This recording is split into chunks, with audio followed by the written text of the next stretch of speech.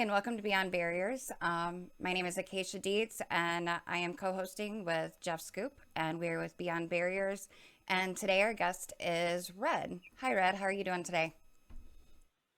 I'm doing well, and yourself? Doing well, thank you. And for our listening audience, Red is a former neo-Nazi who now works with Beyond Barriers. And I actually will hand it over to you now, Red, so you can tell them a little bit of your story. And yeah, Well, thanks, Acacia. I appreciate it. And Jeff, both of you, thank you for having me on tonight.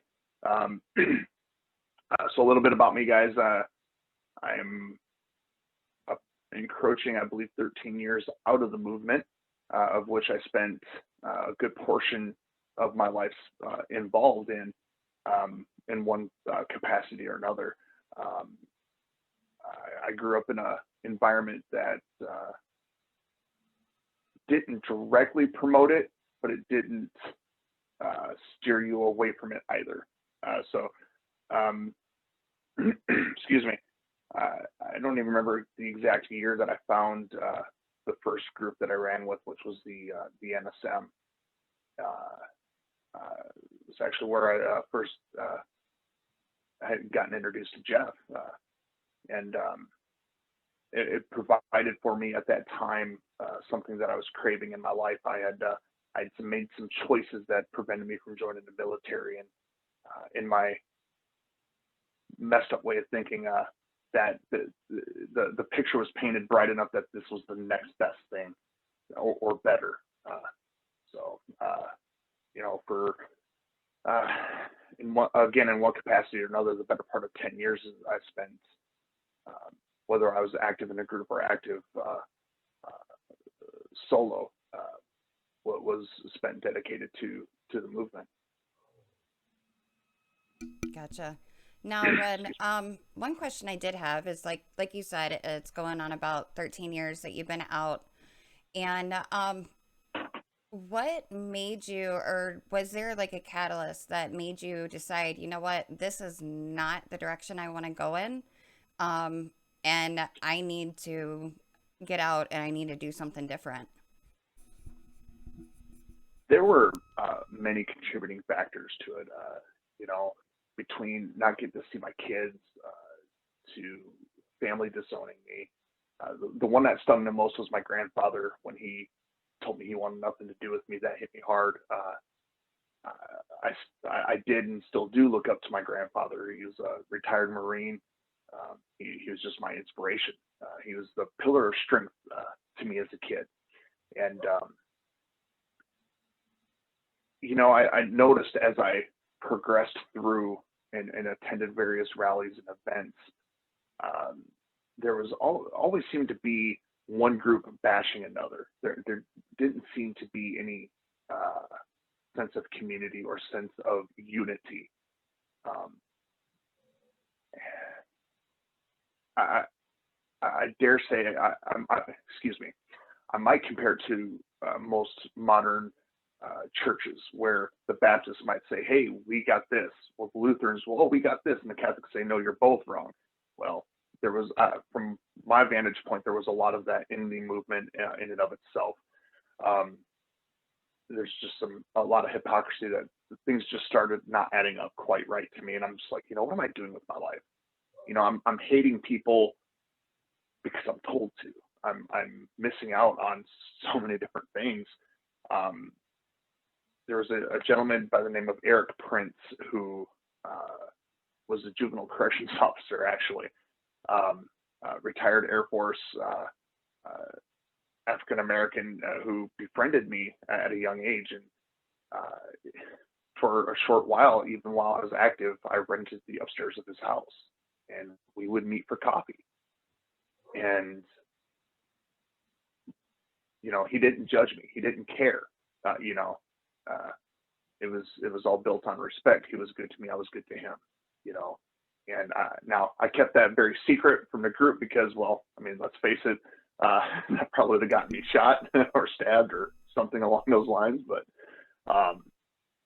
so like I said, there's a lot of various things that kind of brought it to a head for me. I want to say, man, I'm really proud of you for getting out. Red and I knew each other before, back from the NSM times, and it's really incredible to see old friends out and on the right side of things now, and it's really incredible. Absolutely. Man. I'm really proud of you, and it's been a heck of a journey, but it sure is good to see you out, and there's so many different things, there's so many different questions. Exactly. Jeff, I got to tell you, man, I'm very proud of you as well. Like when we talked on the phone, I had never thought in a million years that I'd hear that Jeff Schoep left the movement. You know what I mean? For a time when I first got involved, I looked up to you because I saw your passion. I heard it in your voice, and I saw the drive.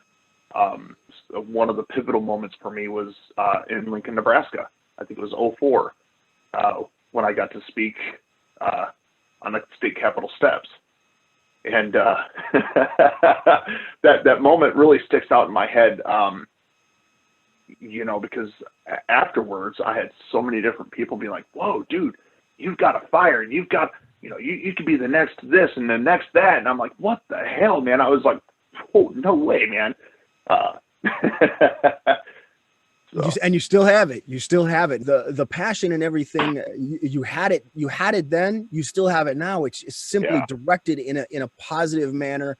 And right. It's so much. There's so many. There's so few of us that are out there publicly, talking for former right. extreme and things like that. But there is so many people that are out, and they're looking for inspiration and things like that. And we're seeing now more that are asking, how can we help? Can we do something? So good. That's awesome. There's a lot of positive things that can come out of it. I think a lot of people are finally seeing through the facade, through the bullshit. Jeff, I think I was talking to you about it, when I was knee deep in all of it, if I ended up in the hospital or in jail, no one was putting money on my books.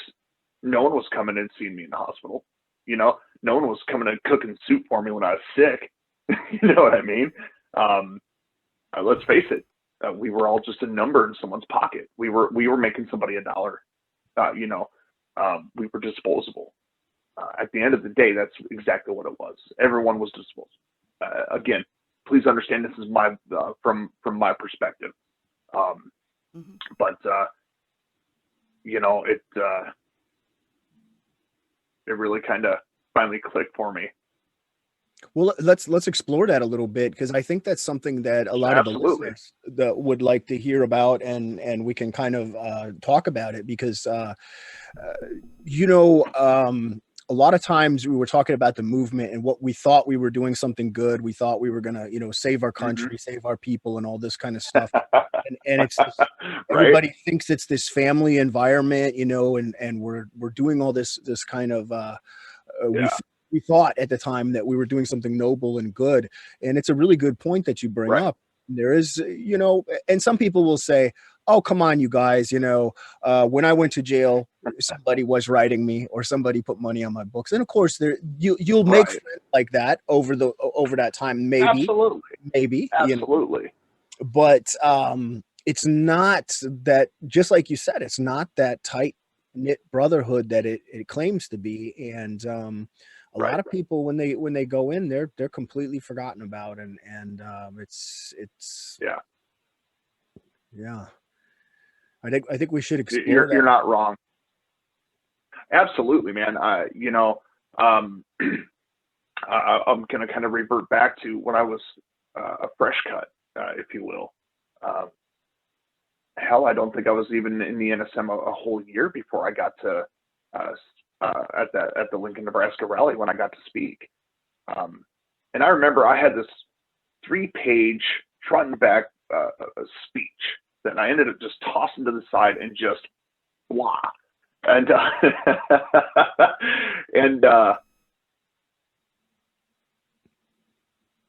it just, sorry.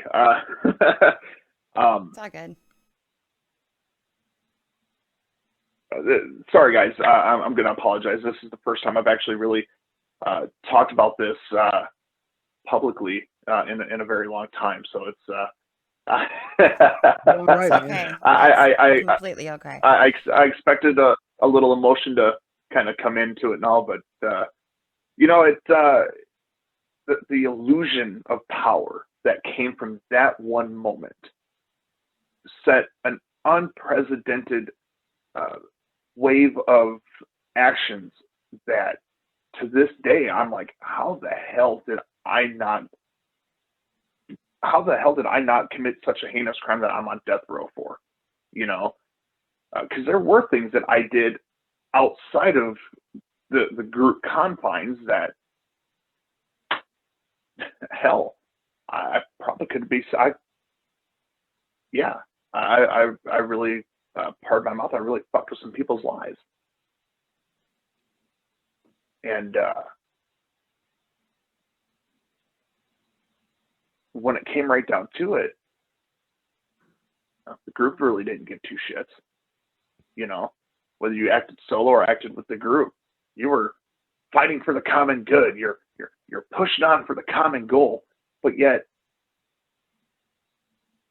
you got the same tired bullshit answer every time of what the common goal was. There was no true game plan. Nobody had the right way to do it. The rallies, although well planned, it wasn't like we were out every week doing something. You know, hell, I can remember going on lit runs, and really, we're getting you know, questioned by the police, and then some of my brothers are giving fake names. Really, are you that much of a pussy that you got to give a fake name? And it's just like, wow, man. You know, so although early on some of the seeds of doubt were planted, I think I tried to ignore all of that to try to believe in what was called the cause. Yeah, and so do you think, you know, a lot of times we talk about being behind the barriers, you know, which is the concept of the organization, and or in a bubble or in an Mm-hmm. echo chamber.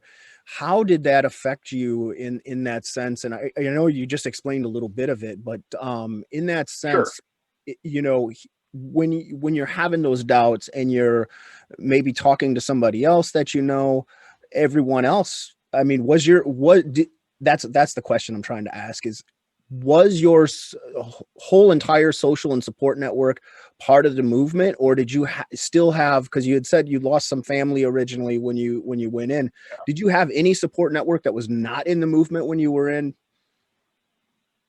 You know, I did, and two of them are complete opposite of each other, but yet someone that they were two very respected people in my community that I wouldn't have thought in a million years I would have associated with. One of them, his name was Eric Prince. We talked about him a few minutes ago, and you know, an African American man, retired military, who befriended me at a young age, and someone I trusted, I could go to and I could talk to, you know, and we never talked about the movement, but we just talked about life. You know, we'd sit and drink coffee. That's it. Just good dialogue, you know. He, despite what I was a part of, he still showed compassion and he showed love, you know. And I think I'm gonna kind of veer off a minute here. Bear with me. I think that's what a lot of us, when we join young, that's what we're missing in our lives, is that connection. We want someone to accept us and to just be like, hey, you know what? I love you, brother. You know what I mean? I digress. The other person that played a good pivotal part was Gunnery Sergeant Dowdy, a Marine Corps recruiter. This dude was all of maybe 5'6", 5'7", built like a brick outhouse, man. I walk into his office wearing my armband, my boots and braces, my patches, everything. Oh no! Oh yeah. Oh my This God. short little dude, you know, I'm 6'3" without my boots on, right? And so this dude comes up to me, he goes chest to chest, he goes, what are you doing in my office wearing that blankety blank blank blank blank? I've never seen a bunch of Marines get up and wanting to whoop someone's hind end so bad in my entire life. And the whole time I'm thinking, I'm going to die today. This is how I go out. I'm going to get a mud hole stomped in me. This is going to be fun. But him and I we had a sit down, and we actually stayed in contact until he transferred out of South Dakota. And where he's at now, I have no idea. If I knew where this guy was, I'd like to shake his hand and tell him thank you. But nonetheless, that was so little things that just little seeds that got planted that eventually blossomed over time. One of the bigger driving factors was the amount of little groups. So, for example, you had the NSM, which I believe, Jeff, correct me if I'm wrong, at the time was one of the largest in the country. And then you'd have little satellite groups, little, I guess you could call them support clubs, that tried to run with the big dogs. And of course, a lot of them they were either drunks or they were, I hate to say it, but they were women beaters. They were just trash. They weren't the best to be around in general. But what really drove the nail in the coffin, the final nail in the coffin, was there was a group that I was running with, and they took it upon themselves to label me a snitch. And I cannot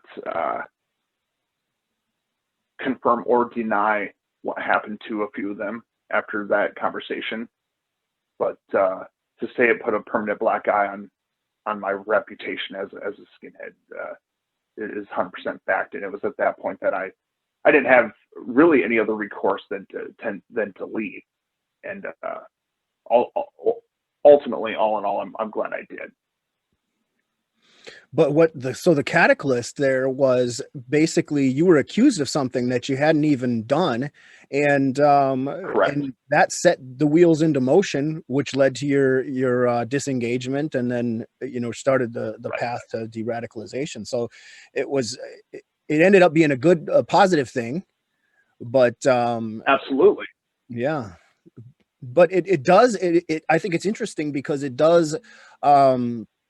What you're accused of is pretty common, and if you want to talk a little bit about that, I mean, that is one of the things in the movement that that's why a lot of splinter groups start, is because you might be with the Klan or NSM or a skinhead group or whatever it is. Right. And then all of a sudden you're starting your own thing because so-and-so is a snitch or so-and-so is an informant. And a lot of times there's no evidence, there's no proof of that. They just toss those terms around. So how did that affect you? What it stemmed from, well, at first I was like, what the fuck? And my reaction at the time, given the state of mind that I was in, by today's standards was far beyond appropriate. But at the time I thought I was doing what I needed to do to defend who I was. But then I drove 13 hours straight through from Kentucky back to South Dakota after that happened, and I was like, damn, that's a lot of driving time. That's a lot of time to think, and I'm like, what the I out loud, verbally, like, what the fuck am I doing here? What am I doing to myself? What am I doing to work towards this alleged greater good? And it hit me like a ton of bricks, man. It really did. It's like, man, all I'm doing is causing pain and suffering, not only for me, but for my loved ones, for my family, for my kids. I'm taking things away from people that I can't give back. I'm violating people's places of worship. I'm physically harming people just because of their skin tone or their skin color or their ethnicity, whatever label you want to put on it. And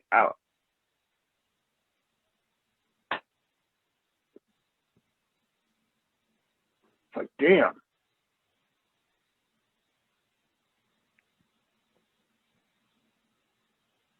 I realized that I wasn't doing anything for some greater good, you know. And then I got to thinking, it's like, man, this shit didn't work in the 30s and 40s for Hitler, so why the fuck is it going to work in the mid 2000s? You know? And yeah. So when you came out, when you decided to make that decision to cut ties and go back to, I call it civilian life quite often, because I feel like, you know, we left the war and then you know, we're functioning back Right. into civilian life now. That's the best way I can Sure. explain it. So when you went back into That's civilian an life, adequate way. right? You know, it seems about right. And when you went Right. back into regular civilian life, how the family that you had lost, or that had kind of given up on you, or cut you off, and things like that during that period of time, how did that change when you came back, when you left the movement? Did you tell family like, hey, I'm done? And how did that work out, if it's not too personal of a question? No, you're good, man. No worries. I didn't tell them right away. Uh, as I came out of it, I had to really start finding myself again, you know. And the first person in my family that I told was my grandfather.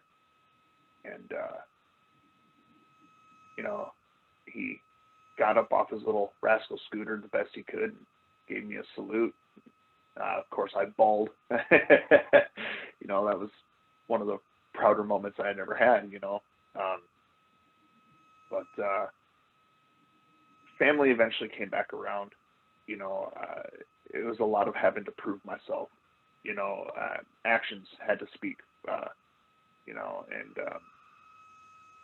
if I'm being brutally honest here, I struggled at first when I first left the movement. I struggled with the idea of finding a way back in for longer than I care to admit.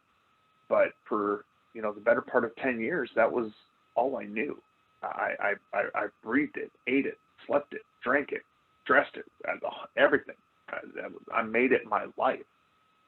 Uh, Subsequently, uh, when I left the movement, there shortly after, I became a volunteer firefighter, which March of this year is my 13th year, and I'll be retiring completely out of the fire service. But you know, there again, I took that and I embraced all of fire life and made that my whole being. So, kind of a little bit of rediscovering who is red, you know. So I think that's a good point too, because I felt like that the same way, not so much where I was struggling with going back, but a lot of that's sure, really common. A lot of people do that, but for me, it was at first, like when I left, I didn't have that mission. You know, like we had that mission before, right, and right at first, when I was trying to process everything, I didn't have that. And man, I tell you what, that was one of, going through all that and beating yourself up over why did I do this? Why did I stay so long? yep, You know exactly what I'm talking about, you know? I Um, do, I do. yeah, I think that'll always be there to some degree, but when it came to the time where having a new mission or a new purpose, for you, it was firefighting. For me Yep, now, it's doing the work with Beyond Barriers. I think having absolutely, a new mission for people like us that had missions before, it could be anything. right, It's just finding that purpose. absolutely. So it's really Um, interesting to you hear know, there's that, how that firefighting worked in that way for you. well, you know, and it was kind of a double-edged sword. I actually left one group of uh, uh, judgmental, extreme people to another. I actually dove headfirst into Christianity um, right out of the gate. Wasted no time. You'll see a lot of individuals who go to prison. They might do the same thing. They might find a religion, and became a pastor. Started a ministry, the whole nine, and yeah, I've since left the ministry work. I mean, I'm still ordained. I can still marry, bury, and baptize people and all that. But there again, I started seeing a lot of repeating behaviors that I saw, in the movement. I'm like, I can't do this. I'm going down too dark of a road here, man. So firefighting in conjunction with all that was my saving grace. That was my happy place, was down at the fire station, digging around in the trucks or cleaning them or making sure my gear was all in good working order. Um, I've got to experience a lot of awesome things as a firefighter. Uh, yeah, and Jeff, I think we talked during our phone conversation a couple weeks back. Uh, when I first left the movement, I was working at a funeral home as an apprentice funeral director, and we had a case where a young black man had passed away. He was my age, and I was very forthcoming with my boss about who I was as a person and why I wanted to do certain things. And that became my first full case. We called them cases, unfortunately. But that became my first full case from start to finish. It was my job to handle this young man, to make sure that he was properly taken care of on our end and made it back to his home in a presentable condition. And my boss sat me down in his office, poured me a glass of whiskey, said, "All right, how do you feel?" And I'm like, "I'm not going there, man." And the whole time I'm biting back tears, because I hadn't seen death before, but not like this. Not that up close and personal. Never. So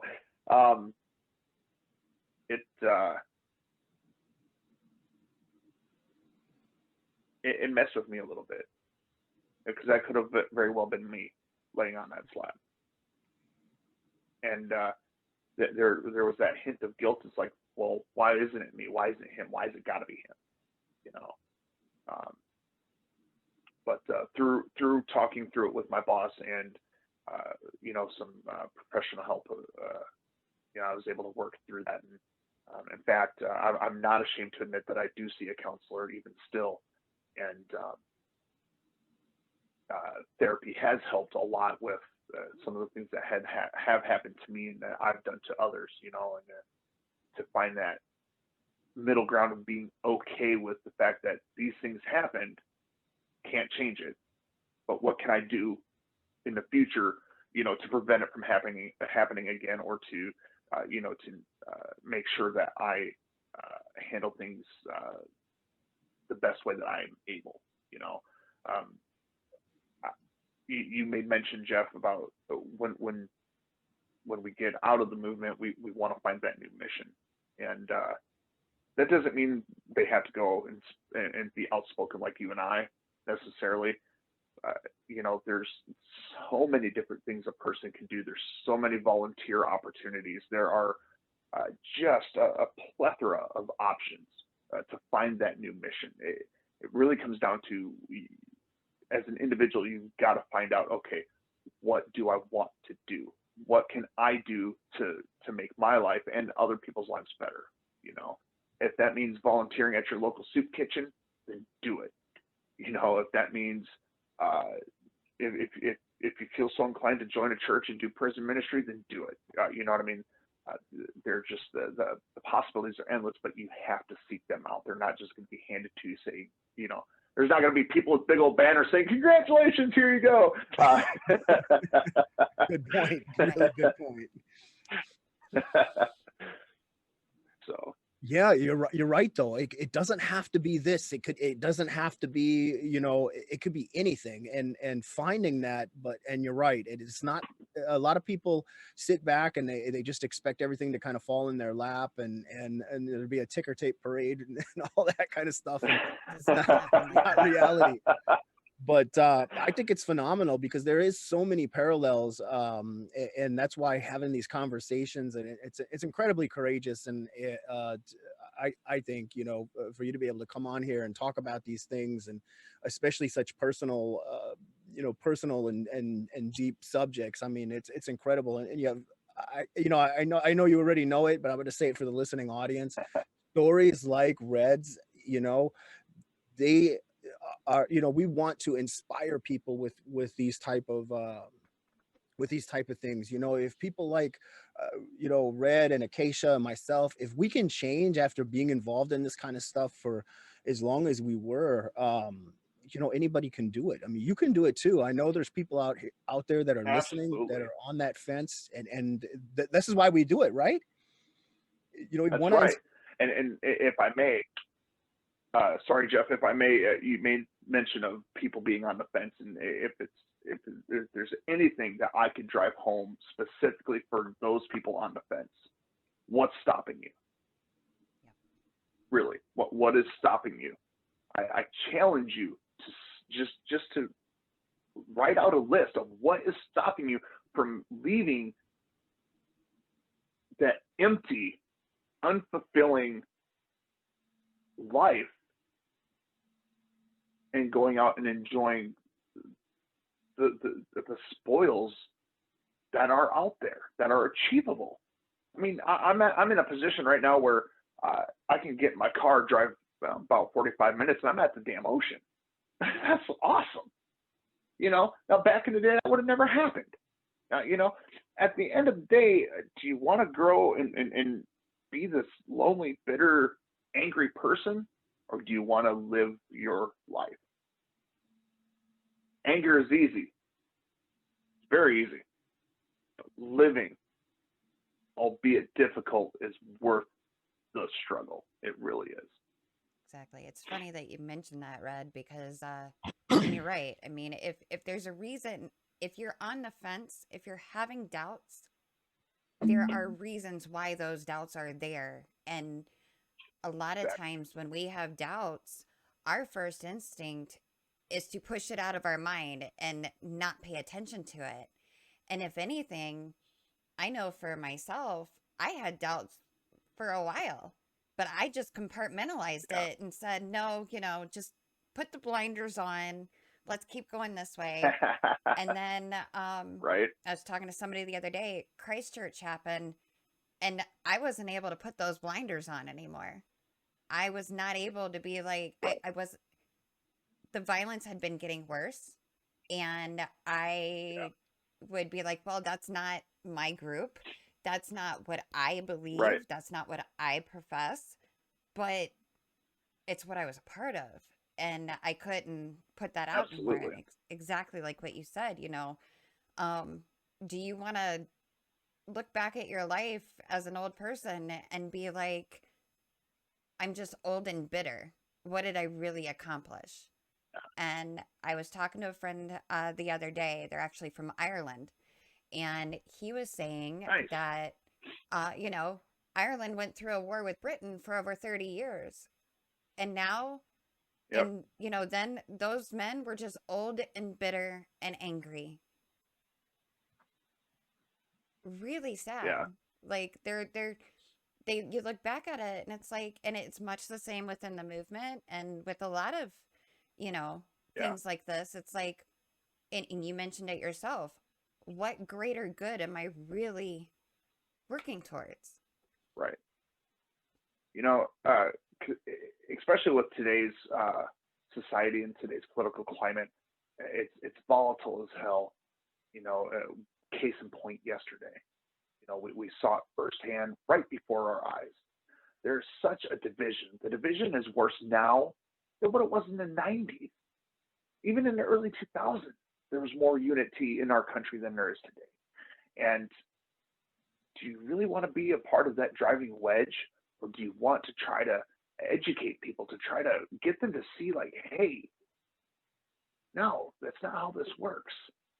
You know, and trust me, I could go on a lot of different rants and raves about different sections of what we see going on, but this is probably not the time or the place for that matter. But It's a good point because, we coming from the background that we all come from, we sort of see these Yeah. things now. I mean, we were those dividers before. We were those people that were going, Yes, we were. throwing gasoline on the fire and things like that. So we see, Right. we see it very clearly, and we can pick it out, and it's really, sometimes it's a little strange, being on the outside going, look at all these guys. It's like the mainstream is Right. engaging in it, and it's really, we just got to keep putting out Yeah. messages of healing and hope, and Well, absolutely. or they It end would up be like nice what to we were in. see. I said, or they Yeah. end up like No. what we were, Right. I would love to see more colleges and universities opening their doors to folks like us to come in and say, hey, look, yeah, we screwed up. We made mistakes, but here's what we're doing today. I think it was either yesterday or the day before, I was having a discussion with a friend of mine on social media. This is a person I know from roller derby, which is one of the most inclusive, all-inclusive groups that I've ever seen. Okay, and this person happens to be very liberal, and myself, on the other hand, not so much. But we were having a very civil discussion, and we both brought factual bases into our discussion, and at the end of it, there was, although on this particular situation, there was a common ground understanding.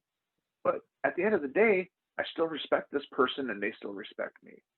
What we are lacking today is dialogue, like what we're doing now. And the podcast that you were on last night, Jeff, that common dialogue, that willingness to open our ears and be like, hey, no, this is what this is. This is what this is.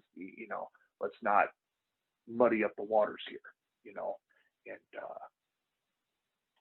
unfortunately, until we reach that point in our society, we won't. We're not going to gain any headway. It's unfortunately, I think it's going to get worse before it gets better. Well, and I agree with you. I mean, I think, that's why it is so important. And that's why we do a lot of what we do is, there's a lot of different facets of what we do, but, this positive messaging, the dialogue, the sitting down and talking to people, it's so incredibly important, and not shutting people off, that are Yes. struggling and things like that. I had an instance, I don't remember how many months ago it was, but where somebody tried to take me to task for talking to Nazis. They're like, he's still a Nazi because he talks to Nazis. Hey, and this was on Twitter, and I was, of course, I talk to Nazis. How am I supposed to help anybody leave if I'm not talking to them? Right. And exactly. Yeah, it got a lot of people were curious about that conversation there, and there was interest about it, but it's crazy, like how people don't want to talk to each other, and we're seeing it on a large scale in the country right now between the Democrats and the Republicans. Right. And both sides are saying what the other side are traitors and this sort of thing. It's incredibly it's dangerous. It's absolutely dangerous. It is. It's very dangerous. And Jeff, I had something similar happen to me even recently, where I'll be out wearing my Thor's hammer, or when I'm out riding motorcycle, on my motorcycle vest, I've got a Mjolnir inside of a firefighter's crest that says Nordic firefighter. I mean, hell, my ethnic background is Norwegian, and well, I'm a firefighter, for hell's sake. I mean, but you get those ignorant people that are, you shave your head and you wear a Thor's hammer, you must be a skinhead. And I'm like, well, no, it doesn't quite work that way. Receding hairline doesn't look very flattering. So, I am super glad you brought that up, because it's a subject. It's actually one of the subjects that we definitely need to touch on, and we have not touched on it on this show at all, ever, I don't think. But I've had it even people. I do a lot of work with the Jewish community and things like that, and a lot of people have asked, like, about Odinism, about paganism, and the heathens and old gods and all this kind of stuff. And there's this misconception, and I'd like Mm. you to address it, but and you know as well as I do, because you just gave a perfect example of it, but there's the Yep. misconception that this is strictly like a white supremacist religion, or things like that. Yeah. Can you talk a Ugh. little bit more about that, because I think it's incredibly Um, sure. So Odinism overall, I'm still kind of learning about it. I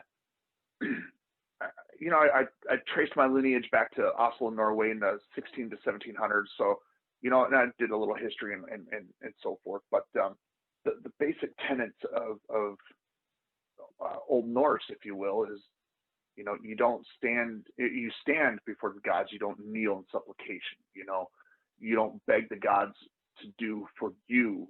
You do it for yourself. It's basically just living a good life. Um, None of the texts that I have read, whether it be the Poetic Edda, the Aesir, any text regarding Old Norse or paganism, whatever spin you want to put on it, has it ever mentioned anything about race? Um, Unfortunately, the neo-Nazi movement, and this is even going back to the original Nazi movement with Adolf Hitler. Hold on. Excuse me. Sorry, guys. Okay.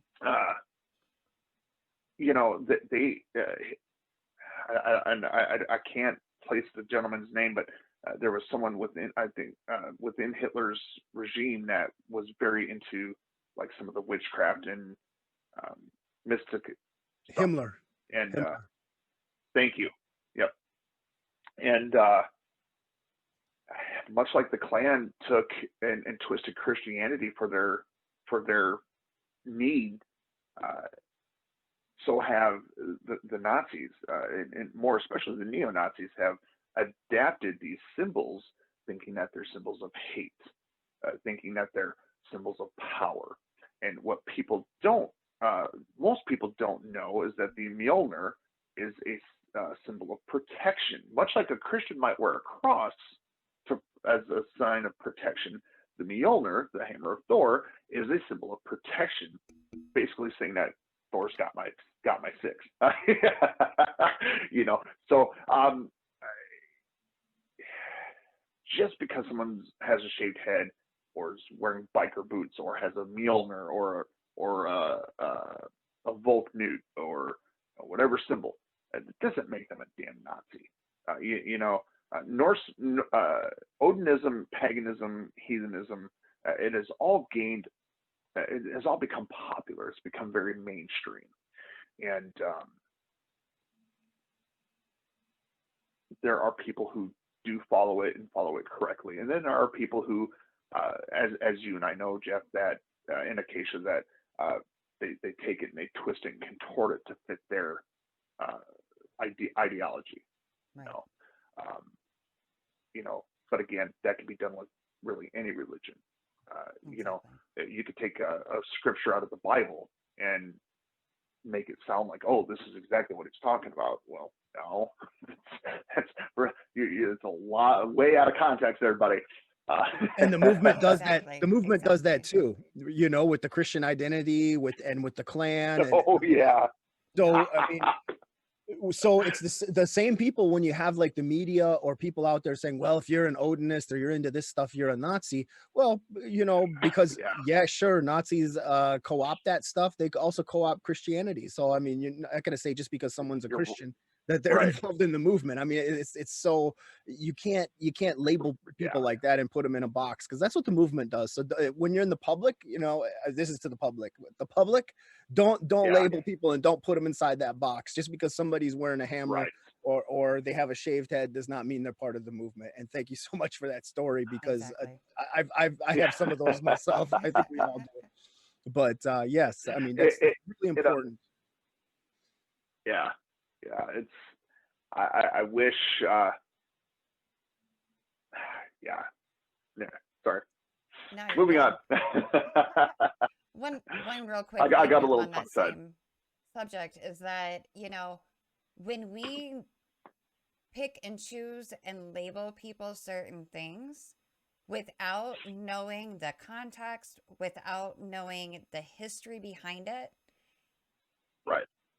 it can drive people to those very things to which they never would have been a part of in the first place. And a lot of people don't Correct. realize that. Like, I mean, Right. this might be a horrible example, but it's a lot of times there are things for shock value. You have a rebellious Oh yeah. teenager that's very interested in Viking because the show Vikings was huge. So now they're looking into that. Yeah. Now all of a sudden, we have a society that says, oh, well, if you're looking into Odinism, you are a white supremacist. 9 times out of 10, Fuck. if they're a rebellious kid just trying to get shock value and somebody approaches them like Yep. that, they'll be like, you know what? You want to see that? Fine. I'm going to be that. It's very, very, very dangerous. It's funny you bring that up because I was that person. People call you a horrible, mean individual, so I became that horrible, mean individual. You know, I earned a nickname amongst a local gathering of people that were, I don't know if they were fully involved or if they were closet cases, but they were still movement oriented, you know. And people were like, "Oh, you must be this violent person," so I became that violent person. And so you're not wrong.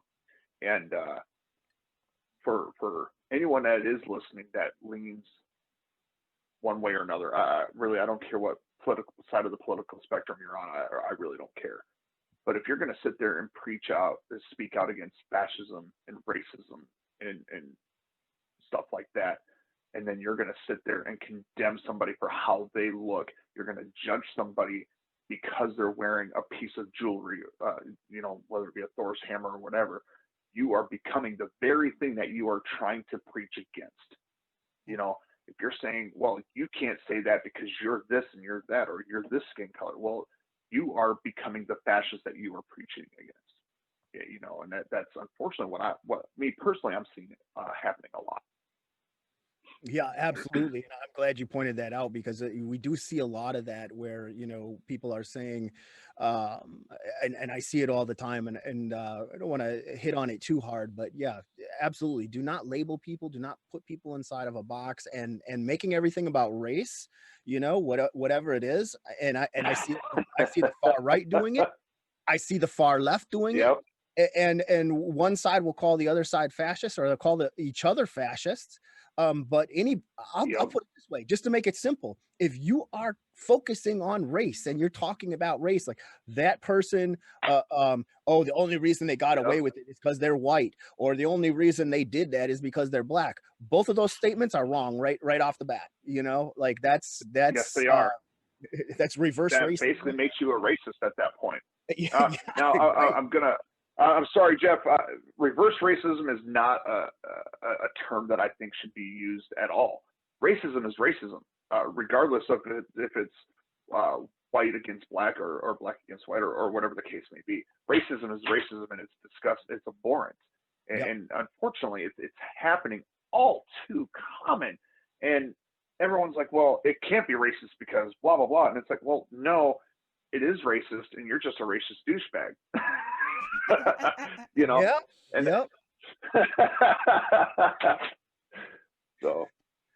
So we talk about things on this program that other people are afraid to touch. So that's why people love it. That's what they tune in for. They want to hear these unpopular opinions sometimes. But hey, we call it like Dude, it. Exactly. There's not much that scares me anymore, man. I used to run into burning buildings unpaid to save people that I didn't know. There's not much that scares me anymore. Awesome. All right, we're gonna close out on Beyond Barriers for tonight. Red, is there anything you wanna say in closing to the listening audience, or anything you want to promote or talk about? To those of you who are out there listening, watching, whatever the case may be, ask questions. All right, if there's something you want clarification on, ask us. Plain and simple. I guess do it in an appropriate fashion because, well, some of us might not react as well as others.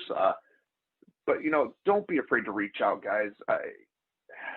If you're on the fence, Acacia made a very good point. That means there's already doubt planted in your mind. So reach out. That's what we're here for. There are people who genuinely do care about not only your well-being, but the well-being of our wonderful country. Because despite the garbage that's happening in our country, we are still one hell of a nation. So I encourage you to just reach out. Don't hesitate. The fear is temporary. It does get better. And Jeff and Acacia, I want to thank you both for allowing me to have this awesome privilege to be here tonight with you guys. And I look forward to working more with Beyond Barriers. Honored to have you. Thank you so much for joining us.